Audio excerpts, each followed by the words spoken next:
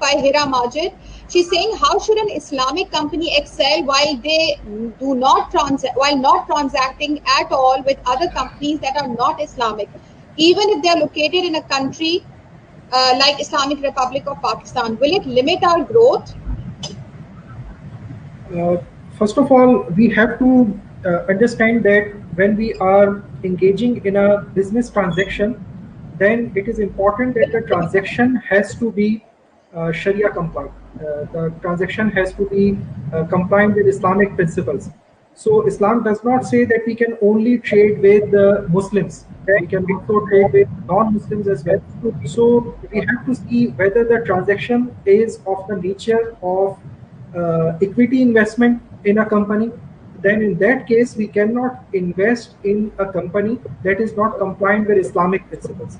But if we are engaging with a company in a particular transaction where we are not making equity investment, we are just selling our products to them, then it is not disallowed that we cannot, let's say, sell our products to Chinese or to Russians or to other companies which are not having this certification of being Islamic. So while making equity investments, we have to ensure that the company has to be compliant with Islamic principles. But when we are engaging in a single transaction, then we have to see that the transaction has to be Islamic, has to be compliant with Islamic principles. So in Pakistan and also around the world, there are rules developed to screen the companies on Sharia compliance, whether the companies are Sharia compliant or not. So these principles basically look at two aspects of the business. One is the qualitative aspect of the business, where we look at the core operations of the business. Core operations of the business need to be halal. When we are making equity investment in a company, then we have to see whether the core business of the company is halal. If the company is, let's say, selling cement, fertilizer, wheat, rice, or automobiles, then it is earning most of its revenues from selling products which are considered to be halal. But if we are talking about a conventional financial institution that is engaged primarily in interest-based lending, and also it mobilizes deposits on the basis of interest, then because the core business of a financial institution like a conventional bank is not halal, and likewise if we are investing in a conventional mutual fund which does not make a difference between Islamic and non-Islamic stocks, then we cannot make equity investment in such companies. But if we are engaging in a transaction with a particular company, then it is not necessary that the company has to be a halal stock, has to be an Islamic company for us to be engaging in a single transaction with them. So I give you an example. For instance, in some years, FFBL company, likewise DGKC company, they have been Sharia non-compliant for some period. Now, during those periods, it is not allowed to invest in the stocks of such companies.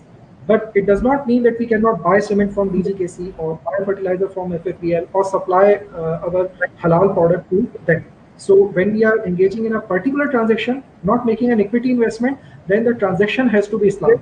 When we are making an equity investment, then we have to see that these companies have to follow certain screening criteria, in which first we look at the core business of the company, which has to be halal, and if it is halal, then we go on to evaluate the company on certain financial indicators, where we look at this information that the company should not be intensively engaged in interest-based leverage, interest-based investment, and not earning most of its revenues or income from non-compliant sources. So in Pakistan, Karachi Stock Exchange and Pakistan Stock Exchange and Al Mizan Investments have developed a stock screening criteria, which stipulates that interest-based debt to total assets ratio should not be more than 37% of total assets. Interest-based debt to total assets ratio should not be more than 37% of the total assets of a company for it to be considered halal. Uh, Likewise, interest-based investments to total assets ratio should be less than 33% for the company to be considered halal. Likewise, non-compliant portion of income of the total revenue of the company should not be more than 5% of the total revenue of the company. So if these ratios are complied with, then the company could be considered halal for equity investment purpose. But when we are engaging in a particular transaction, then we have to see that the transaction should follow Islamic principles. Like if it's a sale transaction, then the subject matter should be halal. The seller should be having ownership, risk, and possession of the asset that he is selling to someone else. And then the counterparty needs to agree to a particular price when the sale is taking place.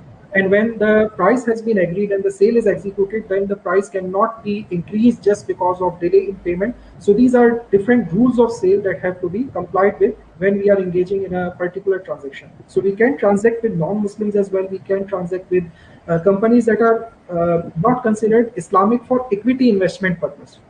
We can engage with them in particular business transactions where the transaction has to be Sharia compliant. So that does not, after answering this question, I can say that this does not limit an Islamic company at all. An Islamic company can engage in businesses with lots of businesses. And when we talk about, let's say, Islamic banking industry, we have 5 full-fledged Islamic banks. We have 18 conventional banks that have Islamic banking windows. Almost all conventional banks have Islamic banking windows. Likewise, you can take any sector and you will find that there are Islamic companies as well. There are players which are also doing things Islamically as well. So it's not that if there is one company which is Islamic and the rest are non-Islamic, then the Islamic company is at a huge disadvantage. We do not find such a thing.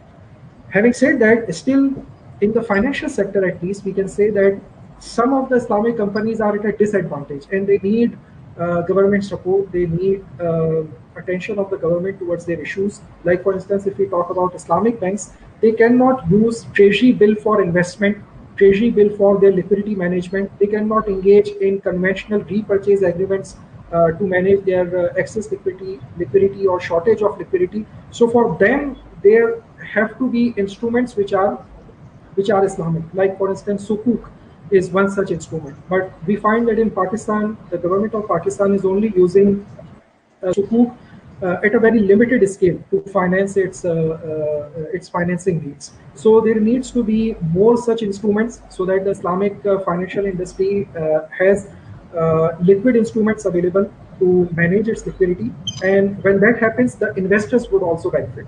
Because if Islamic financial institutions are able to manage their excess liquidity better, then they will also become competitive in terms of how much profit they are sharing with their depositors. So I feel that yes, there are challenges, but it's not limiting to an extent that you cannot really just do any business. I hope this answers the question. Thank you